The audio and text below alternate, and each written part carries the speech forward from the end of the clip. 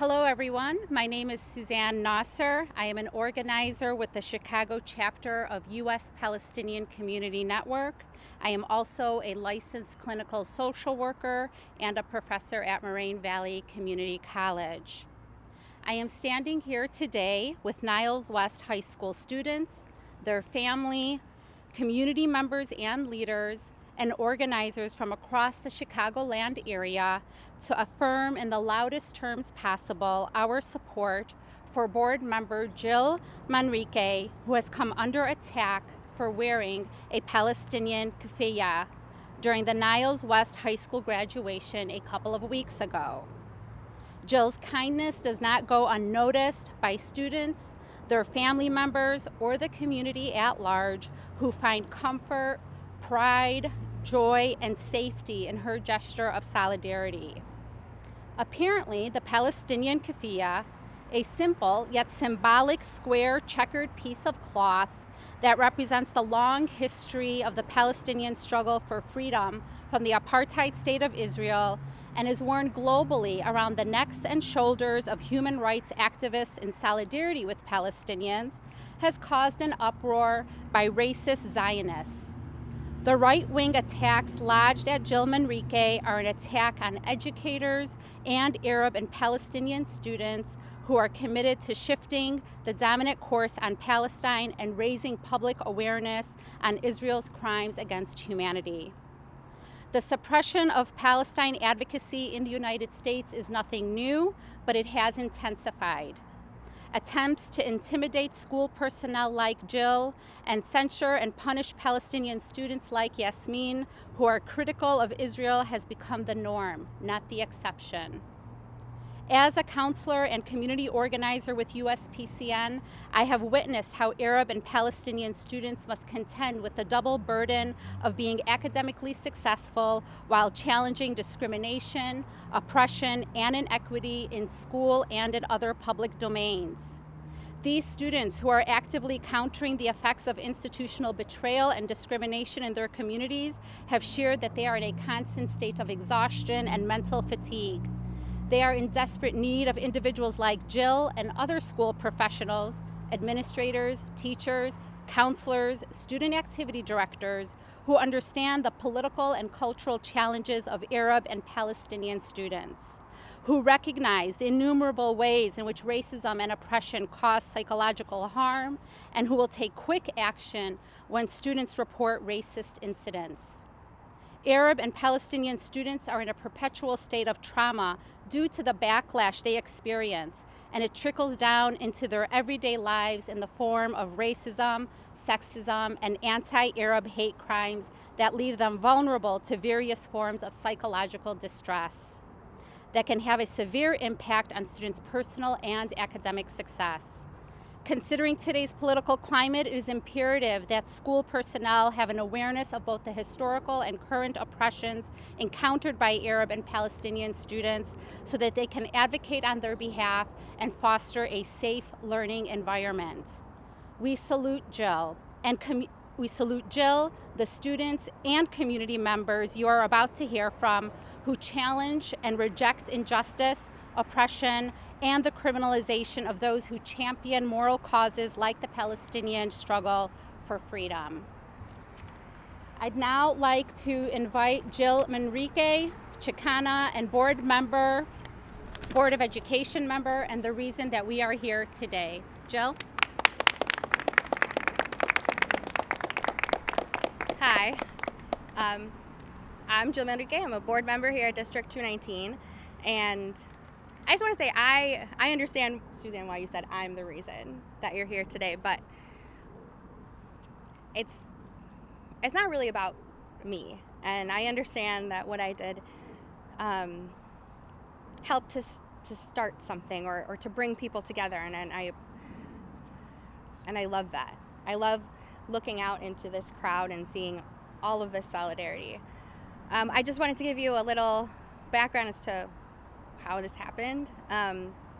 Every year at graduation, as is the case in most graduations, students come and they're dressed in scarves and graduation stoles, and They have decorated their graduation caps to celebrate their culture. Because why wouldn't you? You're coming to this pinnacle moment of your life and you want to come as your full self. And it's a beautiful thing. And I see it every year. And every year I see a few students who are brave enough to show up with a Palestinian stole or to have the colors of the Palestinian flag on their cap. And it shouldn't be that way. It shouldn't be anywhere that being at a ceremony to celebrate yourself, that you would have to be brave enough to come as your full self. So this year, I contacted a few of my friends in the Palestinian community and asked them if it would be appropriate for me to show up in solidarity and support for the Palestinian community by wearing a graduation stole. And I got a resounding yes, and so I did it. But as some of the people behind me know, right before I put it on, I was terrified. I was shaking and I couldn't focus, and people were talking to me and I didn't know what they were saying because I had it in my hand and I was scared to put it on. And it shouldn't be that way. And when I felt that way, I knew that I absolutely had to put it on. And when I saw Palestinian students walking by with their Palestinian graduation stoles and the colors on their caps, I had to do it. And so I did it. In my board tenure, I've been very vocal about the fact that what I would love for this district is for it to be almost a mandate that every student, community member, and staff member shows up every day to school as their full selves. That's not happening right now. And that's something that needs to happen. So on graduation, I stood in solidarity with my Palestinian siblings, with hope that as a Jewish woman and as a person that holds some sort of power in this community, that we can all stand in solidarity with our Palestinian brothers and sisters. I mean, we live in the village of Skokie. How else do you build a village without solidarity and community? So thank you everyone for showing up, and I hope you keep showing up, because that's what we need. We need you to keep showing up, keep promoting this visibility, keep creating bonds of solidarity with this community, and don't let anybody erase you.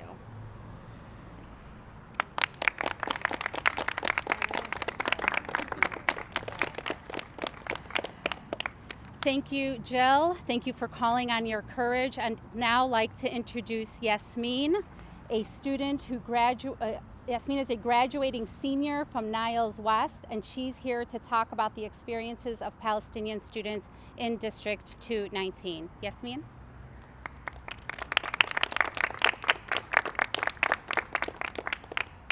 My name is Yasmin, and I'm a recent graduate of Niles West and the former president of the high school's Middle Eastern Club. Our club faced many instances of censorship and discrimination when trying to celebrate Palestinian culture and raise awareness of the injustices being committed against Palestinians in Palestine. We were told by admin that we were not allowed to put up posters with statistics from Gaza. We were also told, when making separate posters celebrating our culture, displaying images like grapes and olives, that these posters celebrating our culture were offensive. After a day of raising money for the Palestine Children's Relief Fund with Middle Eastern Club and wearing a shirt saying "Save Gaza, Free Palestine" and statistics from Gaza on the back, along with 70 other peers, I was personally targeted and harassed by a parent while alone in the parking lot of Niles West. Despite wearing a coat and face mask, this parent knew who I was and spewed hate at me because of my Palestinian identity and because I was raising awareness on Gaza. When reporting the incident to admin, I was continuously victim blamed. Throughout the rest of the year, Middle Eastern Club even had difficulty trying to raise awareness of Arab American Heritage Month. The bottom line is, Niles West is not a safe or welcome place for Arab students, especially Palestinians. I was shown time and time again that I was not safe as a Palestinian and did not have the freedom to express my culture like the rest of my peers. I've made it clear to admin that Arab students feel silenced, underrepresented, and unsafe at Niles West, but nothing has changed. The treatment of Arab and Palestinian students has gotten worse. What will the district do to right these wrongs and make its Arab and Palestinian students feel safe and free to celebrate their culture? We need to see action now. No student should have to feel silenced and discriminated against like I was for simply being Palestinian and advocating for my people. Thank you.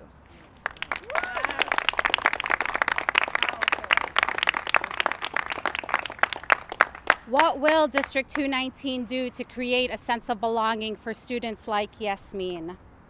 Next, we have Reem, Yasmin's mother. Hi, I didn't prepare anything, but I was just going to speak from the heart.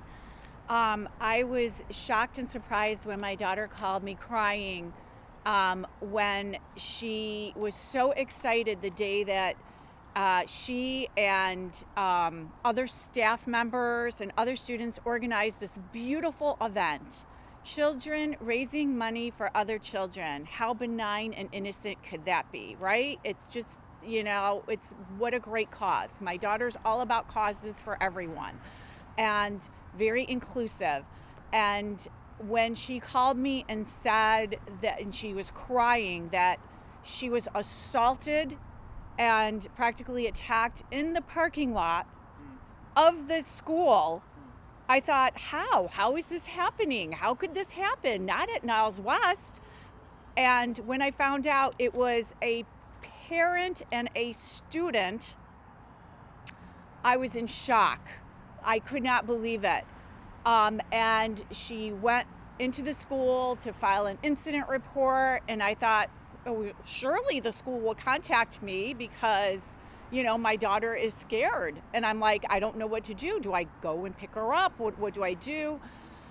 For months, she had panic attacks. For months, it was hard for her to function at school because she was constantly looking over her shoulder.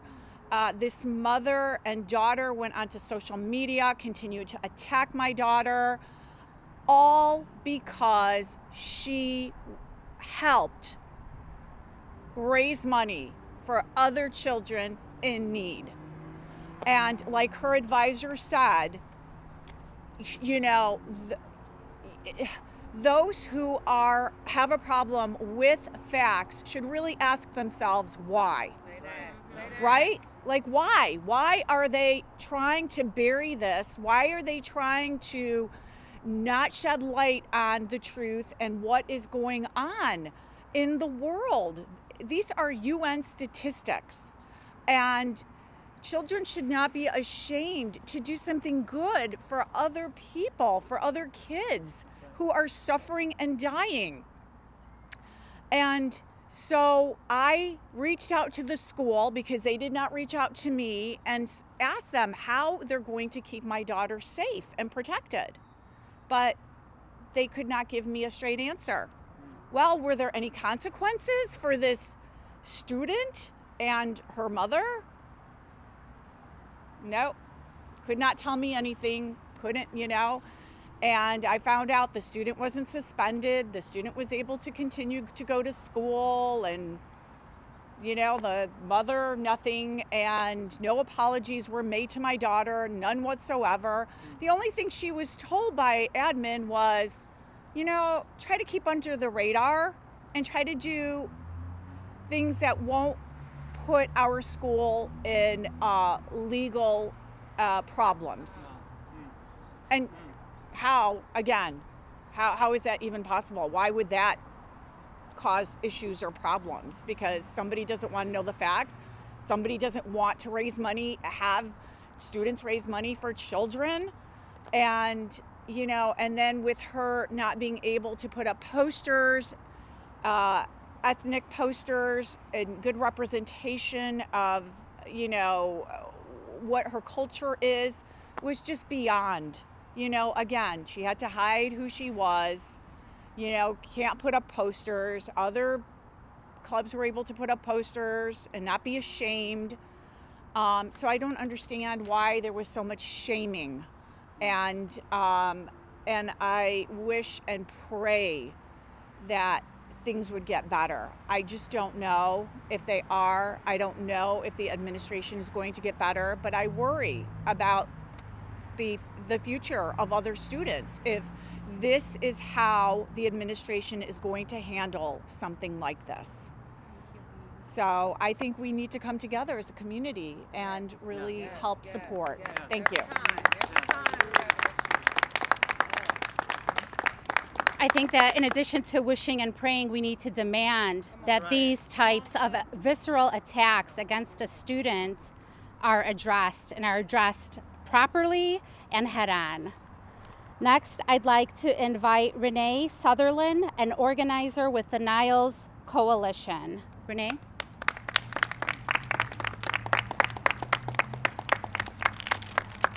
Thank you, Suzanne. The Niles Coalition is honored to be here today with U.S. Palestinian Community Network and other community groups in solidarity with Jill Manrique in support of the Arab and Palestinian students of Niles West, District 219. It was only a few weeks ago that we in Niles Coalition partnered with Cook County and Action Ridge, hosted a Neighbors United Against Hate rally. This was in response to ongoing anti-Semitic attacks in our community, which unfortunately continue to this day. We marched throughout those neighborhoods, reclaiming our streets, and surely we will march again. One of our organizers for this campaign, Jill Manrique, addressed the crowd, imploring us all to show up and be uncomfortable. That is where change happens. Change means more than just showing up for Black students when anti-Black racism runs rampant like we did earlier this year. It means more than marching the streets against anti-Semitic and anti-LGBTQ+ threats like we did a few weeks ago, and it means more than speaking out in support of oppressed Arab and Palestinian people here and abroad like we're doing now. That is what Jill Manrique did and is doing with her brave stance to support Arab and Palestinian students in her role as trustee. She used her position to reach out to oppressed people, and in doing so invited us to all join her, and we are proud to do just that. Jill's courageous and commendable action is an inspiration for our community. It's an opportunity to join the struggle in solidarity against all oppression imposed upon members of our community, and that absolutely includes Arab and Palestinian people. Thank you.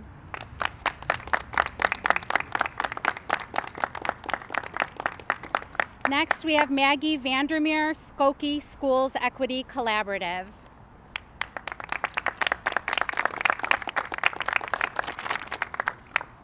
I'm here this evening on behalf of Skokie Schools Equity Collaborative to stand in solidarity with our Palestinian and Arab students in District 219 who have faced relentless attempts to silence their voices and erase their experiences. Despite these attempts, your voices ring clear and true. We hear you, and we will continue to listen and stand with you.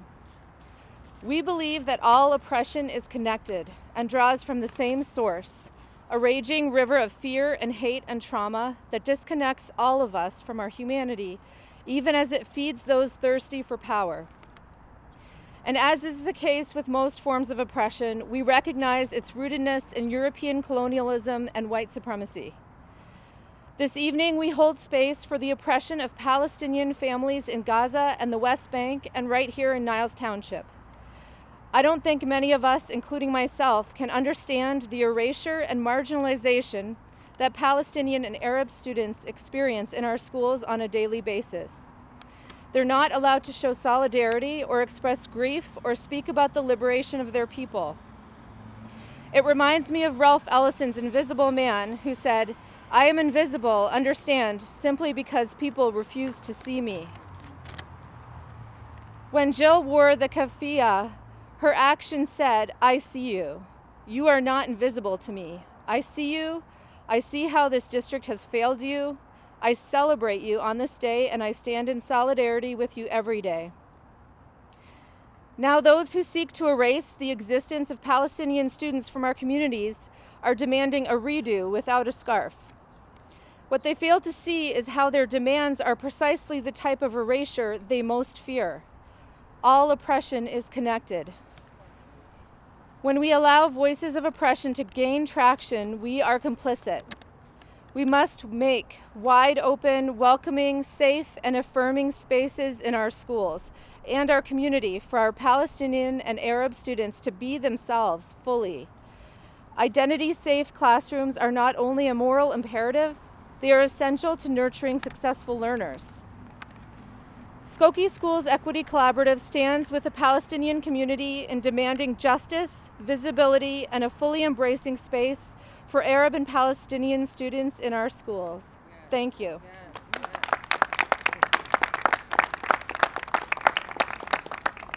Thank you, Maggie. In closing, we want to assert that District 219 actively recruits and retain professional staff that includes teachers, counselors, student activity directors that complement their student body, that understand the political, the social needs of their Arab and Palestinian students. We also assert and demand that District 219 take seriously the concerns of their Arab and Palestinian students, and that they get back to family members and to students like Yasmin who are viscerally attacked when they are attempting to do activities on campus. Right now, this concludes our press conference. We will be joining the Board of Education meeting inside, and we'll be providing additional testimonies. Thank you.